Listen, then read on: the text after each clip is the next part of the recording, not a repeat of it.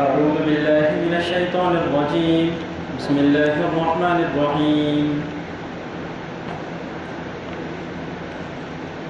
يا أيها الذين آمنوا لا يسخر قوم من قوم عسى أن يكونوا خيرا منهم ولا نساء من نساء عسى أن يكن خيرا منهن ولا تلمزوا أنفسكم ولا تنابزوا بالألقاب بئس الاسم الفسوق بعد الإيمان ومن لم يتب فأولئك هم الظالمون. صدق الله العظيم. سورۃ الحجرات کی آیت نمبر 11. اس آیت کے اندر اللہ تبارک و تعالیٰ نے 3 انتہائی اہم حکم بیان فرمائے ہیں. اب میں پہلے تفسیر کو دیکھنے سے پہلے اس آیت کے اندر ایک لفظ ہے، پہلے اس لفظ کو سمجھے آپ کہ بئس الاسم الفسوق، کہ جب ہم قرآن کی تلاوت کرتے ہیں تو اکثر لوگ اس کو غلط پڑھتے ہیں، بئس الاسم الفسوق پڑھتے ہیں، حالانکہ صحیح اس کے پڑھنے کا طریقہ ہے بئس الاسم الفسوق. بئس الاسم پڑھنا غلط ہے اس کو. دیکھیے اس آیت مبارکہ کے اندر اللہ تبارک و تعالیٰ نے 3 حکم بیان فرمائے ہیں اور بہت اہم حکم ہیں، چھوٹے چھوٹے ہیں لیکن بہت اہم ہیں. اور اگر ہم غور کریں تو ہماری تمام کی زندگی میں وہ چیزیں پائی جاتی ہے. جیسا کہ اس سے پہلے بیان کیا گیا تھا کہ سورۃ الحجرات کے اندر اللہ تبارک و تعالیٰ نے عبادتوں کا ذکر نہیں کیا ہے بلکہ ہمارے معاملات کا ذکر کیا ہے کہ ایک دوسرے کے ساتھ معاملات کیسے ہونے چاہیے. تو سب میں پہلا حکم بیان فرمایا یا ایھا الذین آمنوا. جیسا کہ شروع سے بات ہو رہی ہے کہ جہاں پر بھی اللہ نیا حکم دے رہے ہو تو کیا کر رہے ہیں؟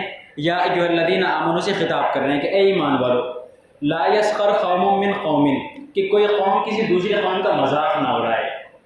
عسیٰ ان یکونوا خیرا منہم، ہو سکتا ہے کہ وہ ان سے بہتر ہو، یعنی جو لوگ مذاق اڑانے والے ان سے بہتر وہ ہو جن کا مذاق اڑایا جا رہا ہے. ولا نساء من نساء عسیٰ ان یکن خیرا منہن، اور نہ ہی عورتیں دوسری عورتوں کا مذاق اڑائے. ہو سکتا ہے کہ مذاق اڑانے جن عورتوں کا مذاق اڑایا جا رہا ہے وہ ان سے بہتر ہو جو لوگ مذاق اڑا رہی ہے. یہ تو سب میں پہلا حکم ہو گیا. اور دوسرا حکم ہے ولا تلمزوا انفسکم، اور تم اپنے آپ پر عیب مت لگاؤ. اب اس کو بھی سمجھیں گے آگے. ولا تنابزوا بالالقاب، اور ایک دوسرے کو برے القاب سے مت پکارو. اب ذرا ان کی تفصیلات کو دیکھیں کہ سب میں پہلے اللہ تبارک و تعالیٰ نے حکم بیان فرمایا کہ ایک دوسرے کا مذاق مت اڑاؤ. اور کیا نہیں لگتا ہمیں کہ ہمارے زمانے میں بالکل عام ہو چکی ہے یہ چیز کہ ایک دوسرے کا مذاق اڑانا، کہ معاشرے کے اندر ایک دوسرے کے دلوں میں برائی آنے کی وجہ کیا ہوتی ہے؟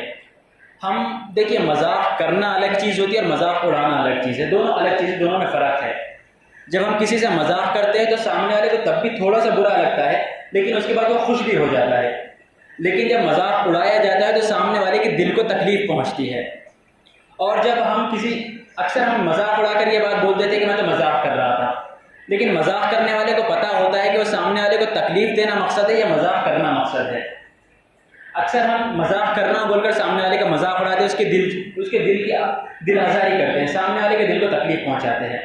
اور یہ بہت غلط چیز ہے. یہ احادیث میں آتا ہے کہ ایک بندہ نیک ہوتا ہے لیکن اللہ تبارک و تعالیٰ اس کا نام جنتیوں سے نکال کر پھر دوزخیوں میں لکھ دیتے ہیں. اور وہ شخص وہ ہے جو مسلمانوں کو تکلیف دیتا ہے. کہ ایک آدمی بڑا نیک ہے لیکن ایک عادت ہے کہ کسی کو تکلیف پہنچاتا ہے وہ. تو دیکھیں کتنی بڑی وعید ہے کہ جنتیوں سے نکل کر اس کا نام جہنمیوں میں پہنچ گیا اس کا. اور حدیث ہے کہ المسلم من سلم المسلمون من لسانه ویدہ، مسلمان وہ ہے جس کے ہاتھ اور زبان سے دوسرا مسلمان محفوظ ہو. کہ دوسرے مسلمان کے محفوظ ہونے کا مطلب کیا ہے؟ کہ نہ ہمارے ہاتھ سے کسی کو تکلیف پہنچے نہ ہماری زبان سے کسی کو تکلیف پہنچے. تو ہمیں دیکھنا چاہیے کہ کیا ہمارے ہاتھ اور زبان سے کسی دوسرے مسلمان کو تکلیف پہنچ رہی ہے یا نہیں پہنچ رہی ہے. بڑی ڈرنے والی حدیث ہے یہ، بہت ڈرنے والی حدیث ہے کہ دوسرے کا مذاق اڑانے سے بالکل بچنا چاہیے. کہ ایک حدیث ہے کہ اللہ کے رسول صلی اللہ علیہ وسلم نے صحابہ سے پوچھا کہ من المفلس، کیا تم لوگوں کو پتہ ہے کہ مفلس کون ہے؟ یعنی مفلس وہ ہوتا ہے جس کے پاس کچھ نہیں ہو. صحابہ نے فرمایا کہ ہاں اللہ کے رسول ہمیں پتہ ہے کہ من لا مال لہ ولا دینار لہ، کہ مفلس تو وہ ہے کہ جس کے پاس نہ مال ہو نہ پیسہ ہو. تو اللہ کے رسول نے فرمایا کہ مفلس وہ نہیں ہے. پھر صحابہ پریشان ہو گئے کہ اللہ کے رسول آپ بتا دیجیے کہ مفلس کون ہے. اللہ کے رسول نے فرمایا کہ مفلس شخص وہ ہے کہ قیامت کے دن ایک شخص آئے گا اس کے پاس بڑے بڑے نیکیوں کے پہاڑ ہوں گے، اس کے پاس کہ لوگ دیکھ کر تعجب کر رہے ہوں گے کہ اتنی نیکیاں ہیں اس کے پاس، لیکن جب وہ اللہ کے پاس حساب دینے کے لیے آئے گا، جب وہ حساب دے گا تو اللہ کے پاس سے اس حال میں جائے گا کہ اس کے نیکیوں کے پہاڑ گناہوں کے پہاڑ بن چکے ہوں گے۔ اور وجہ کیا ہوگی؟ کہ کسی کا مذاق اڑایا ہوگا، کسی کو تکلیف کی ہوگی، کسی کی غیبت کی ہوگی، کسی کا مال کھایا ہوگا۔ عبادتوں کی بات نہیں ہوگی، لوگوں کے ساتھ اس کے جو معاملات ہیں ان معاملات کی وجہ سے اس کے نیکیوں کے پہاڑ گناہوں کے پہاڑ میں بدل جائیں گے۔ ہوتے ہوتے ہوتے ہوتے پہلے ہوگا یہ کسی کو تکلیف دی ہوگی، کسی کا مذاق اڑایا ہوگا، اللہ اس کی نیکیاں لے کے جس کا مذاق اڑایا اس کو دیں گے، کسی کا حق کھایا ہوگا، جس کا حق کھایا اس کی نیکی لے کے اس کو دے دیں گے۔ ہوتے ہوتے اس کی تمام نیکیاں ختم ہو جائے گی۔ ابھی بھی لیکن حق والے لوگ بچے ہوئے ہوں گے، تو اللہ اب یہ کریں گے جن لوگوں کا مذاق اڑایا ہے، جن لوگوں کو تکلیف دی ہے، ان لوگوں کے گناہ لے کر اس کو گناہ دے دیں گے۔ اس کو تو آیا تو نیکیاں لے کے تھا لیکن جاتے ہوئے گناہ لے کر جائے گا۔ تو لوگوں کے مذاق اڑانا اتنی بری بات ہے۔ اور ایک دوسری بات کہ ہم مذاق اڑانا کس کو سمجھتے ہیں پتہ ہے؟ کہ کسی کو زبان سے کچھ بول دیا، سامنے والے کو تکلیف ہو گئی، اس کو مذاق اڑانا سمجھتے ہیں۔ نہیں، مذاق اڑانا بہت طریقوں کا ہوتا ہے۔ کیا کہا گیا؟ کہ جس کے ہاتھ اور زبان سے مسلمان محفوظ ہو۔ مذاق اڑانا 1000 طریقے کا ہو سکتا ہے۔ 4 لوگ بیٹھے ہوئے ہیں، سامنے سے کوئی جا رہا ہے، اس کو دیکھ کر ایک دوسرے کو آنکھ مار دینا، یہ بھی مذاق اڑانا ہے اس کا۔ ہمیں پتہ ہے کہ ہم کن باتوں پر مذاق اڑا رہے ہیں۔ سامنے والے سے بات کرتے کرتے مسکرا کر سلام کر دینا، یہ بھی مذاق اڑانے کا طریقہ ہے۔ ہمیں پتہ ہے نا ہم سلام کرنے کا کیا مقصد ہے ہمارا، ہم جس اعتبار سے اس کا مذاق اڑانے کا نیت رکھیں گے وہ مذاق اڑانا ہوگا وہاں پر۔ تو اس بارے میں بہت ڈرنا چاہیے کہ اکثر ہوتا ہے کہ 4 لوگ بیٹھے ہوئے ہیں مجلس میں، ایک 5واں شخص آ گیا، ایک دوسرے کو آنکھ مار دی، یہ بھی مذاق اڑانا ہے وہاں پر۔ کہ مذاق اڑانا صرف یہ نہیں تھا کہ آپ زبان سے اس کا ٹھٹا اڑا رہے ہیں، نہیں۔ اور اسی طریقے سے دیکھیں جب مذاق اڑانے کی جب بات آتی ہے تو ہم یہ سمجھتے ہیں کہ زبان سے تکلیف پہنچانا یا ہاتھ سے تکلیف پہنچانا صرف باہر کی دنیا کو لوگوں کو ہوتا ہے، نہیں۔ ہم بسا اوقات اپنے گھر کے اندر بھی وہ کام کر رہے ہوتے، ہماری ہاتھ اور ہماری زبان سے ہم اپنی اولاد کو بھی تکلیف دے رہے ہوتے ہیں یا اپنے گھر والوں کو بھی تکلیف دے رہے ہوتے ہیں، یہ بھی اسی کے اندر آ جائے گا۔ یعنی یہ صرف مذاق اڑانے والی بات باہر والوں کے لیے نہیں رہے گی، ہم ہمارے گھر والوں کے ساتھ یا اپنے آل اولاد کے ساتھ یا اپنے والدین کے ساتھ جو زبان استعمال کریں گے اس کے اندر بھی ان باتوں کا خیال کرنا ہے کہ ہمارے کسی بات سے ان کو تکلیف نہ پہنچے، کسی بات سے ان کو ٹھیس نہ پہنچے۔ یہ تو پہلی چیز ہو گئی۔ اور دوسری بات بیان فرمائی، اور دیکھیے یہاں پر اس بات کے اوپر غور کریں کہ اللہ نے مردوں کو الگ حکم دیا، عورتوں کو الگ حکم دیا۔ دیکھیے قرآن مجید میں اللہ تبارک و تعالیٰ سے بہت کم کرتے ہیں، یعنی اللہ تعالیٰ تمام کو ایک ہی بات میں حکم دیتے کہ اقیموا الصلاۃ، تمام مسلمانوں نماز پڑھ لو، زکوٰۃ ادا کر دو، زنا سے بچو۔ لیکن جب بات بہت زیادہ اہم ہوتی ہے اس وقت میں اللہ تبارک و تعالیٰ مردوں کو الگ حکم دیتے ہیں، عورتوں کو الگ حکم دیتے ہیں۔ تو یہ بات بھی وہی چیز ہے۔ اب اسی سے اندازہ لگا سکتے ہیں کہ کتنی اہم بات ہے یہ۔ ہم کیسی کیسی باتوں پہ لوگوں کا، دوستوں کا مذاق اڑاتے ہیں۔ اکثر یہ نوجوانوں میں ہوتا ہے کہ بالکل عجیب عجیب باتوں پہ لوگوں کا مذاق اڑا رہے ہیں۔ تو اس سے بچنا چاہیے کہ مردوں کو الگ حکم دیا گیا، عورتوں کو الگ حکم دیا گیا، تو اس کی شدت کا اندازہ لگانا چاہیے۔ اور اللہ کے رسول صلی اللہ علیہ وسلم کی ایک حدیث ہے کہ اللہ کے رسول نے فرمایا کہ اگر کوئی شخص 2 چیزوں کی حفاظت کی ضمانت لے لے گا تو میں اس کے لیے جنت کی ضمانت لیتا ہوں۔ یعنی جو اپنے زبان کی حفاظت کی ضمانت لے لے اور اپنے شرمگاہ کی حفاظت کی لے لے، میں اس کے لیے جنت کی حفاظت کی ذمہ داری لیتا ہوں۔ تو یہ 2 چیزیں اتنی اہم ہیں، تو ہمیشہ اپنے حیا کی بھی حفاظت کرنی چاہیے، پاک دامنی کی حفاظت کرنی چاہیے، اپنی جوانی کی حفاظت کرنی چاہیے۔ کوئی ایسا کام نہیں کرنا چاہیے کہ جو اللہ کو ناراض کرنے والا ہو۔ اسی طریقے سے اپنے زبان کی بھی حفاظت کرنی چاہیے کہ نہ غیبت کرنی ہے، نہ کسی کو برا بولنا ہے، نہ جھوٹ بولنا ہے، ہر زبان کے گناہ سے بچنا ہے۔ اس کے بعد اللہ تبارک و تعالیٰ نے دوسرا حکم دیا وَلَا تَلْمِزُوا أَنفُسَكُمْ، اور تم اپنے عیب نہ گنو، تم اپنے عیب نہ شمار کرو۔ دیکھیے کتنا بلیغ انداز اللہ نے اختیار کیا۔ اللہ نے یہ نہیں کہا کہ دوسروں کے عیب مت نکالو، اللہ نے کہا کہ تم اپنے عیب مت نکالو۔ اپنے عیب کیسے نکالتے ہیں؟ کیا کوئی انسان اپنے عیب شمار کرتا ہے؟ نہیں۔ اب اس کو سمجھے کہ کیا کل کی آیت مبارک آئی تھی کہ انما المؤمنون اخوۃ، تمام مومنین کیا ہے؟ ایک دوسرے کے بھائی ہے۔ اگر کوئی بھائی کسی دوسرے بھائی کا عیب نکال رہا ہے تو وہ کیا کر رہا ہے؟ مطلب 2 سگے بھائی ہے، 2 سگے بھائیوں میں جھگڑا ہو گیا اور ایک سگا بھائی باہر محلے میں آ کے اپنے سگے بھائی کی برائی بیان کر رہا ہے، تو وہ کیا کر رہا ہے؟ اپنے گھر کی برائی کر رہا ہے، خود اپنے ذات کی برائی کر رہا ہے وہ۔ اسی طریقے سے ایک مسلمان اگر کسی دوسرے مسلمان کے عیب بیان کرے گا، کسی دوسرے مسلمان کی خرابیاں بیان کرے گا، تو حقیقت میں وہ اپنی خرابی بیان کر رہا ہے، وہاں پر دوسرے مسلمان کی خرابی نہیں بیان کر رہا۔ اب اس کو تھوڑا سا اور سمجھے کہ مثال کے طور پہ آپ کسی مسلمان کی خرابی بیان کریں گے، کسی دوسرے انسان کی خرابی بیان کریں گے، تو کیا سامنے والا رک جائے گا؟ کیا سامنے والا پلٹ کر ہماری خرابی بیان نہیں کرے گا؟ تو گویا کہ ہم اپنے ہاتھوں سے اپنی خرابی بیان کر رہے ہیں وہاں پر۔ اور ایک اس کو بھی سمجھے کہ ہم کیا کرتے ہیں کہ عیب بیان کرنا بہت عام ہو گیا ہے، کہ جہاں پر بھی 4 لوگ بیٹھیں گے کیا کریں گے، کسی تیسرے کا ذکر آ گیا، صاحب 2 لوگوں کی مجلس لگی ہے اور 2 لوگ آپس میں ایک دوسرے کی بات کر رہے ہیں، ایسا ہو ہی نہیں سکتا، کہیں نہ کہیں کسی تیسرے کی بات ہو رہی ہے، کسی نہ کسی تیسرے کی، چاہے 2 عورتیں بیٹھی ہو، چاہے 2 مرد بیٹھے ہو، چاہے 1 مرد چاہے 1 عورت بیٹھی ہو، کہیں نہ کہیں کسی تیسرے کی بات ہو رہی ہے وہاں پر، کہ 2 لوگ بیٹھیں گے تیسرے کا ذکر کریں گے۔ یقیناً بھائی ہو سکتا ہے کہ جس کے اندر کوئی عیب ہو، کسی کے گناہ کا ہی ذکر کر رہے ہو، لیکن ہمیں کیا ضرورت ہے اس کی؟ اللہ نے منع کیا ہے اس سے، اسی کے ذریعے سے فتنے آتے ہیں، اسی کے ذریعے سے دشمنیاں ہوتی ہیں۔ اور یقین کرے کہ جو شخص آپ کے سامنے کسی دوسرے کی برائی بیان کر رہا ہے، وہ کسی دوسرے کے سامنے یقیناً آپ کی بھی برائی بیان کرے گا۔ ایسا ہو نہیں سکتا کہ وہ آپ کے سامنے کسی دوسرے کی برائی بیان کرے اور دوسری مجلس میں بیٹھ کے آپ کی برائی نہ کرے۔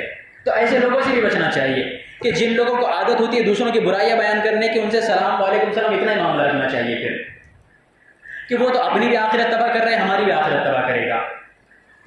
اور دیکھیں ایک چیز یہ کہ ہم اکثر کیا کرتے ہیں کہ کسی سے کوئی گناہ ہو گیا، چاہے ہمارے بچے ہو، ہمارے بچے سے کوئی غلطی ہو گئی، یا گھر والوں سے کوئی غلطی ہو گئی، یا کوئی دوست ہے ہمارے دوست نے کوئی غلطی کر دی تھی آج سے 10 سال پہلے، 15 سال پہلے، اس کو مرتے دم تک اس گناہ کا تانا دیتے ہیں ہم،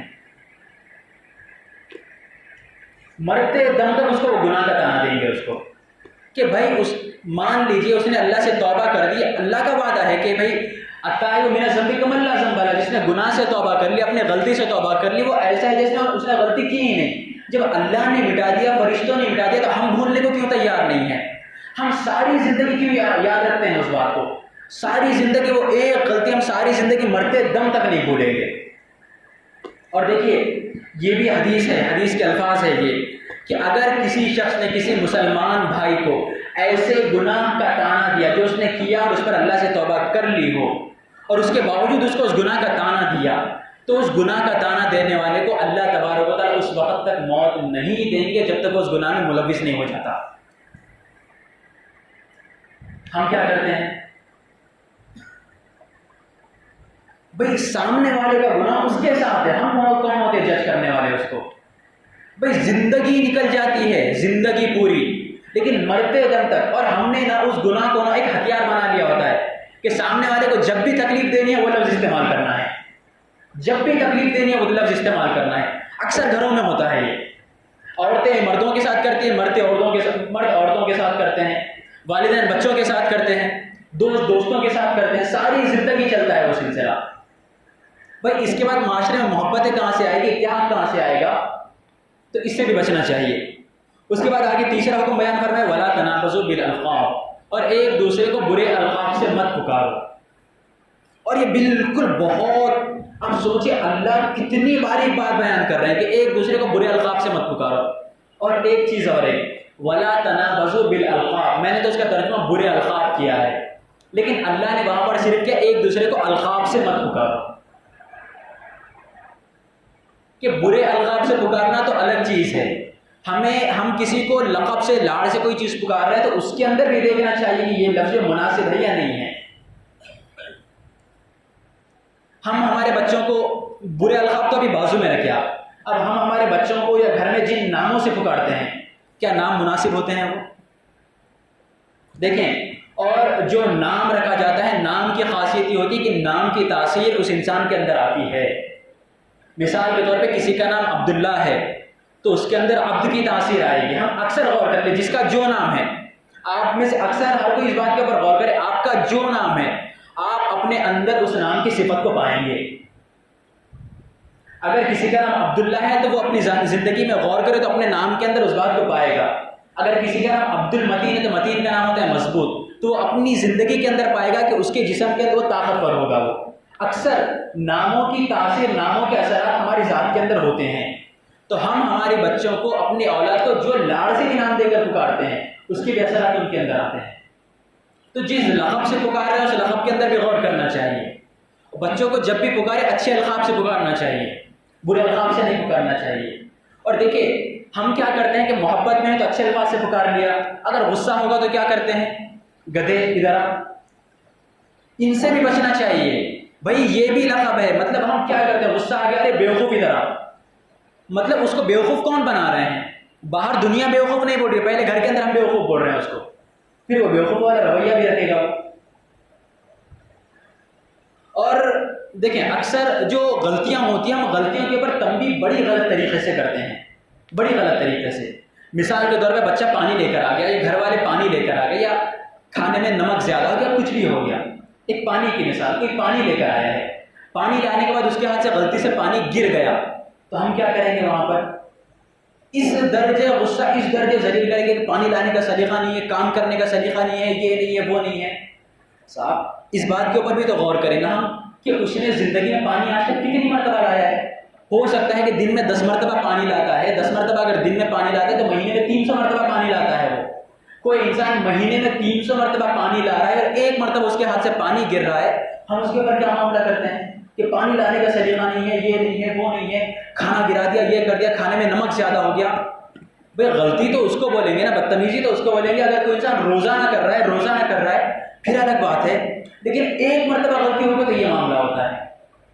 تو ہمیں بھی سوچنا چاہیے کہ وہ بھی انسان ہے، ہم بھی انسان ہیں، ہم اس کے ساتھ جو معاملہ کر رہے ہیں، اگر اللہ ہمارے ساتھ وہ معاملہ کر لے تو من لم یرحم الناس لم یرحم اللہ، کہ جو انسانوں پر رحم نہیں کرتا اللہ بھی اس کے اوپر رحم نہیں کرتے تھے۔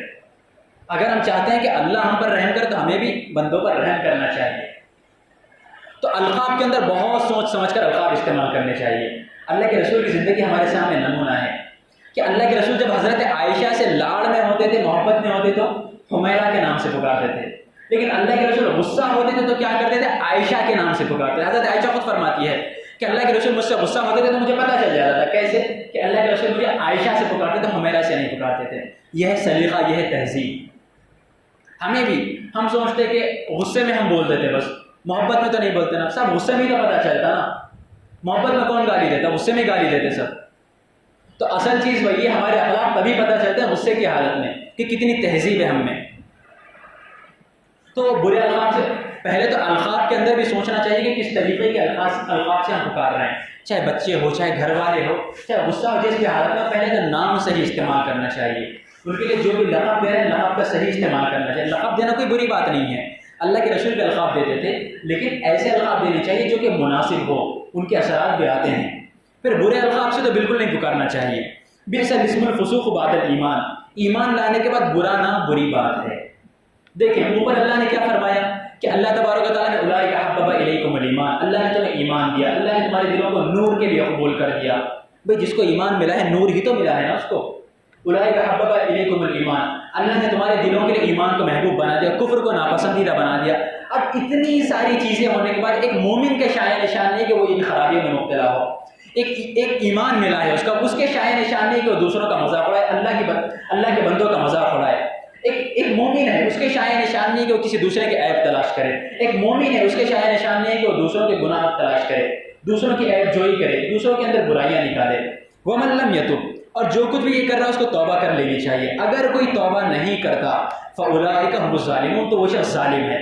وہ ظالم اس طریقے سے ہے کہ اس نے اپنی ذات کے اوپر ظلم کیا ہے، اور جو اس نے اپنی ذات پہ ظلم کیا ہے اس ظلم کو وہ قیامت میں دیکھ لے گا۔ پھر دنیا میں وہ دوسروں پر ظلم کر رہا ہے، لیکن حقیقت میں وہ اپنی ذات پر ظلم کرتا ہے۔ اور یاد رکھیں کہ جو بھی ظالم ہے، ظالم صرف اپنی ذات پہ ظلم کرتا ہے۔ دنیا میں تو اسے لگتا ہے کہ میں دوسروں کے اوپر ظلم کر رہا ہوں، دوسروں پہ زیادتی کر رہا ہوں، لیکن حقیقت میں وہ اپنی ذات پہ زیادتی کر رہا ہوتا ہے۔ کس طریقے سے کہ ظالم جو ظلم کرتا ہے، برا رویہ رکھتا ہے، دنیا میں اپنے رشتوں کو ختم کرتا ہے، وہ لوگ اسے متنفر ہونا شروع ہو جاتے ہیں۔ اور بڑے بزرگ کہا کرتے تھے کہ اگر کسی کو یہ دیکھنا ہو کہ کسی نے کتنی کامیاب زندگی گزاری ہے تو اس کے بڑھاپے کو دیکھ لو۔ اگر بڑھاپے میں لوگ اس کے پاس آ کر بیٹھتے ہیں، اس سے محبت کرتے ہیں، تو اس کا مطلب یہ ہے کہ اس نے کامیاب زندگی گزاری ہے۔ اگر بڑھاپے میں لوگ اس کے پاس نہیں آ رہے ہیں تو مطلب یہ کہ اس نے ظالمانہ زندگی گزاری ہے۔ اللہ تبارک و تعالیٰ عمل کی توفیق عطا فرمائے، آمین۔ وآخر دعوانا الحمد للہ رب العالمین۔